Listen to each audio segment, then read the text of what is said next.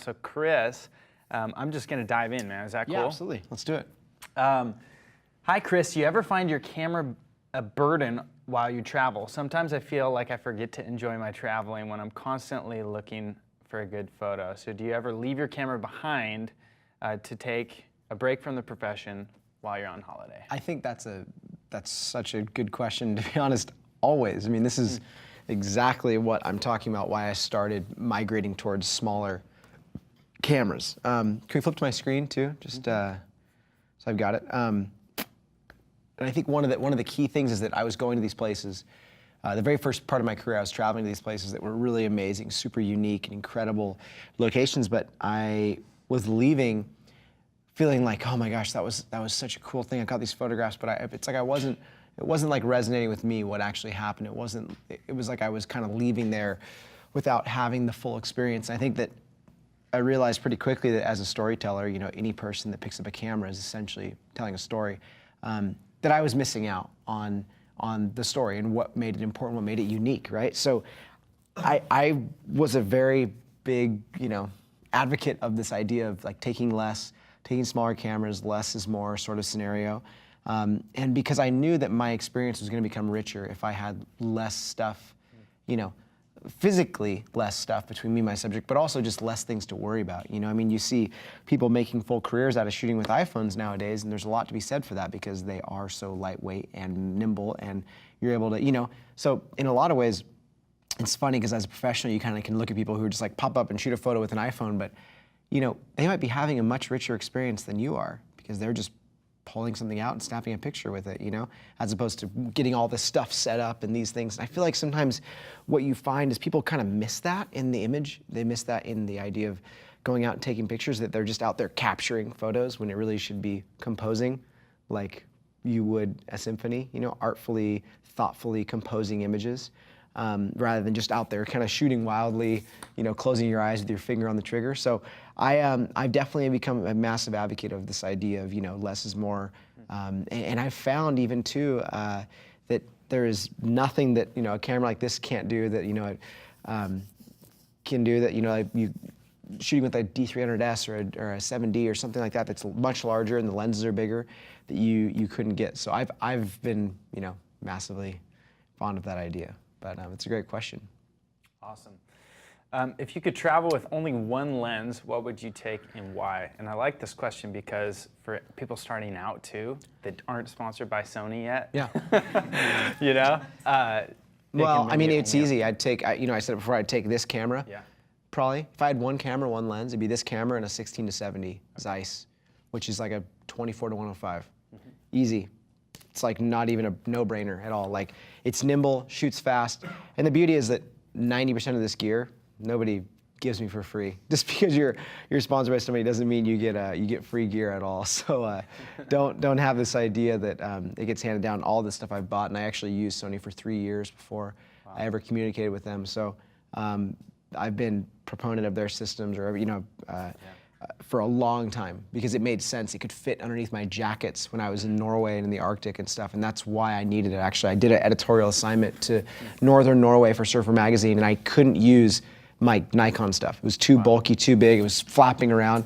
I needed something I could literally, you know, I needed this exact setup, something I could, you know, 24 millimeter that could fit like this, that shoots an APS-C sensor, which is the same size as a D300S or a 7D. And I couldn't put my eye up to the viewfinder because when you're shooting like this on something, you need something you can just, you know, take photos of, right? And so I realized pretty quickly, I'm like, wow, this is exactly what I needed. Now the problem is that most of the time, these little guys, people don't think the quality is as good, but in fact, the quality of this is, I would say, much better because it has 14 stops dynamic range. And there is not a single other camera on the market that has this size sensor that can shoot 11 frames a second. So when you're shooting surfing or you're shooting something like that, I can't express enough how valuable these are. And you can buy a kit like this with that lens for probably under $800 or something like that, or under $1,000. So yeah, that's what I would bring for sure. It's what I've used on a lot of bigger assignments, just when I have to be out nimble somewhere really light. Yeah, I love them. They're great. And the cost is, people are shocked when they hear like how cheap they are, you know. But every brand has their own version of that, you know, and every camera works. It's just, for me, it was more like size and accessibility, you know, too. And when we get into water housings, you'll understand why a light camera and a small setup is the difference between getting the shot and not, you know, because when you're swimming in an intense surf zone over your head, you're gonna be like, wow, I'm sure glad I have this 12-pound thing that I'm waving around between me and a bunch of fiberglass, you know. So the lighter systems tend to help with a lot of that stuff. But that's a setup. 16-70, it's like everything I need on the wide end, on the tight end too. Awesome. We're getting a lot of questions about filters. Could you talk a little bit more about the filters you use and why you have chosen them? How often do you use them? Yeah, I have a whole video section here about filters, but I believe, yeah. So my my go-to is just a polarizer, right? I love these little circular polarizers. I use them a ton. The only two filters you'll really ever see me use is a polarizer and a graduated ND. Graduated ND are amazing, you know, and you want to get that even exposure of the sky and the land. You know, you put it on so you darken up one or the other. I use them quite a bit when I'm shooting landscapes. When I'm shooting action, no way. This photograph right here was just shot with a polarizer. Now, one thing I want you to consider is people always think polarizer, it's only good for white puffy clouds, you know, getting the whites really white and the blues really blue. Well, not exactly true. A lot of times, you know, you're getting reflection from blades of grass, from leaves, from all kinds of things in your image. It's giving you reflection. Now, what does a polarizer do? It does two things. It cuts reflection, right? And it also kind of can enhance your whites and you know, make them a little more vibrant and contrasty. I love using them for a lot of scenes when when it's almost cloudy too. You know, I shoot with them all the time. Try it, you know, with it on, with it off, and just to give myself a sample of both, because a lot of times, like here, you have reflection on these icebergs, right? These little icebergs on the beach. Well, using a polarizer is going to cut that reflection and give you a deeper shade of blue inside those icebergs, right? Also, a surfboard where you might have reflection on the white surface of a surfboard, it's going to cut the reflection off that. Think of a kayak, a bright yellow kayak. It's going to cut the reflection off that. There's a lot of instances where these things work great and give us more saturation out of the natural image than not. Yeah, those are the two. Graduated neutral density and a polarizer. I use the Hoya HD2. They just came out with an HD3, which is, they're the thinnest polarizers you can use, and they actually let in, because most polarizers have to stop down a stop of light to use them, right? Those ones only make you stop down like a third of a stop or something. It's really cool. Yeah, they're the best, and I've just found that after using every brand, like these are the ones that tend to make the least amount of impact in the front of the camera. So you kind of get what you pay for when it comes to filters, you guys. That's the biggest bummer, is I've used them all. Even in emergency situations, had to go buy some, and you get bad ones, and they're pretty bad. So, yeah. Cool. You mentioned this a little bit earlier, but do you find yourself carrying more backup batteries due to shooting mirrorless? Yeah, I do, and that's one thing that's tough, is that the battery life is not as good. There's a lot of downfalls to every system, you know, but that is one of the cruxes of that, is that the cameras are small, batteries are small, they don't last. What I do, especially when I'm placed like this, it's pretty simple. Where's my battery? So I've got these batteries in here, and the beauty is that they are tiny, they're micro. So I'll have a bag of these things, and if I'm in cold weather, this is something we'll talk about a little bit later, but if I'm in cold weather, I will just have a bag of these, and I'll put them in my jacket pocket right next to like my heart or a warm surface to keep them warm, right? They get cold, they get zapped of energy. I can't tell you how many times I've put one of these into a cold camera and it's 100% and all of a sudden it's like 20% life. That'll happen with any camera, but probably most specifically these. You have metal cameras getting cold, they're just gonna get zapped. So there's even been times where I've attached I'm not recommending to do this at all, but I've attached like a hand warmer, the foot hand warmers, they have the sticky bottoms. I've attached those to the battery compartment of my camera right here, keep it warm. I've also attached hand warmers to my battery bag on the outside to keep them warm. I'll keep them in here by my chest pocket or something like that. And the nice thing is I can have 20 of these on a trip and use them, but definitely the crux is that they do go out pretty fast. Now, I love the fact that I could use something like this, as simple as this, to charge them, as where with any other battery, you're gonna need a full-on adapter, inverter type of thing. You can't just charge it via USB, right? Because they need more amperage to charge. So, yeah, that's kind of one of the downfalls I've kind of figured out. I feel like I've figured out some ways around it, but yeah. Could you mention again the go-to camera, what model that is? Oh, right now I'm using an A7 II. Okay. The A7R II is probably out in the next couple weeks, and I'm sure that's going to be absolutely incredible. For me, the reason I like this is because the internal stabilization. When I'm on the go, running around, I don't like to shoot off a tripod very much unless I'm shooting long exposure or like nightscapes and stuff. So when it's low light, I love being able to shoot, 15th of a second, 10th of a second, whatever, just handheld if I can, or using movement. And this camera lets you do that because it has, sensor stabilization, which is really awesome. For my nighttime stuff, I'm using the A7S almost exclusively because it's built for that. I try not to use it for anything else. Just high ISO in general, I guess. And then this is like kind of my go-to. I always bring it on a trip, action camera. Yeah. Which one is that? This is the A6000. Okay. So you guys know. Awesome. Yeah. Do we have any questions here? Do you guys have good questions? So since like we're talking about battery life and stuff, so pretend there's like a 7-day trip. What is like the solution for you to use? So goal Bring a zero lot of and extra batteries. batteries. But pretend you don't have 30 batteries, right? Pretend you only have 4. What, a 7-day trip, what do you think they go Then to? I wouldn't go. I don't know what to tell you. I wouldn't go with any camera with 4 batteries on a 7-day trip. That would be, kind of not worth it. Yeah, I but think it's like the regardless goal- of if you're shooting, a massive, DSLR with a thing, you're going to want to bring more than 4 batteries. But I think the solution is probably going to be, no matter where I go, especially if it's more remote, I'll bring a goal zero charger that can charge via solar energy.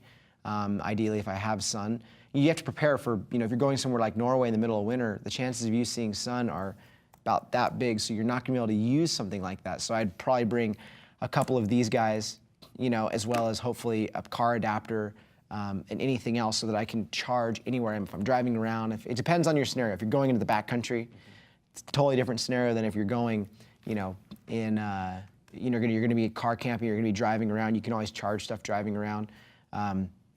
Yeah, it just depends. It's kind of a pretty open-ended question, I think, in terms of like where you go and what your activity use is. If you're going to be using your camera a lot, long exposures at night, that'll just kill your batteries, right? If you're shooting if you're shooting lots of sequences, that's going to kill your batteries. But if you're shooting like, you're stopping, taking a picture every couple, 20, 30, 40 minutes, an hour, it's not going to eat it up that much. Any other questions? Thoughts? Yes. You're not into daytime long exposure. I didn't see many. I don't do that as much. I occasionally, like daytime, I guess I'll do like early morning and late in the afternoon quite a bit. I'll do that. But I'm really not doing that like a lot, finding like myself stacking a bunch of grads on there and shooting long exposure in the daytime. I guess what I'm finding is if it's middle of the morning or, midday or mid-afternoon, the light that I'm searching for is not that dynamic, right? It's not going to be as unique. No, when I mean daytime, I mean still early in the morning or later, but still with the I'll do a ton density. of that. I'll do a ton of that. I mean, like usually I'm limiting that stuff to a couple seconds, So you still have a little bit of detail, but there's still some movement. It just depends on personal preference, and what your subject is and what you want to shoot. Sometimes you go somewhere and you're shooting a waterfall, and you want the blurry waterfall, or the silky smooth waterfall, whatever, and you're gonna stack a couple of grads on there and shoot, But I tend to find myself trying to shoot that stuff like right at the crack of light, or evening, sunset, or at night, So, you have one? Yeah, how often do you use tripod? Or you mostly handheld? As much as I can. I think it just depends on the scenario. I've kind of gotten used to my cameras to know when and where I can get away without using one. And when I need to, anytime I'm shooting a waterfall long exposure, I'm using a tripod. Anytime I'm shooting a night exposure, I'm using a tripod. My bags didn't make it from Iceland. I arrived, this last night. So sadly, I don't have my really right stuff tripod with me, but it's the one I use, carbon fiber. It's really small, you can backpack with it. They make really amazing ball heads, so I'm just borrowing one right now. But I love, one of the coolest things about these systems, lighter cameras in general, is you can use lighter tripods, right? Really small, lightweight tripods, ones you can throw in your bag, they can just extend out. So it's really nice to be able to shove this entire kit and a tripod in your backpack and have room for everything else, right? It just makes you be able to go farther.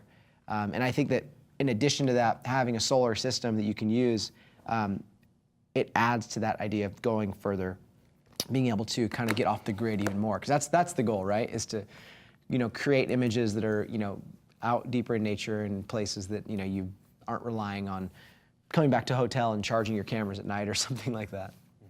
Yeah. With the 14 stops of dynamic range, do you find yourself like shooting even less with a tripod also because you won't have to shoot as much HDR?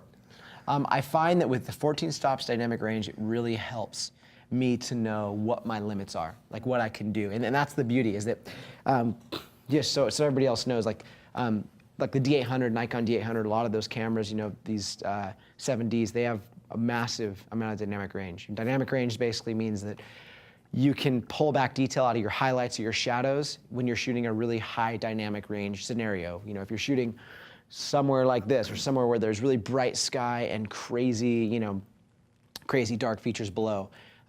Obviously, using a graduated filter is the first thing you should do, but sometimes we aren't given those opportunities. And I'm a big proponent, I love to talk about realistic photography situations, because you aren't always there with everything you need and the perfect setup and the perfect lens, and you might have it, but sometimes you find yourself at the beach, or you're in the mountains and you're just in a place where you need to shoot an amazing image because it's right in front of you. And so I love being able to utilize that 14 stops dynamic range to in post work on it a little bit, pull some detail out or take down some highlights. I found that with digital sensors, you're always better to slightly overexpose than you are to underexpose, right? You're always going to have a better, cleaner image if you're.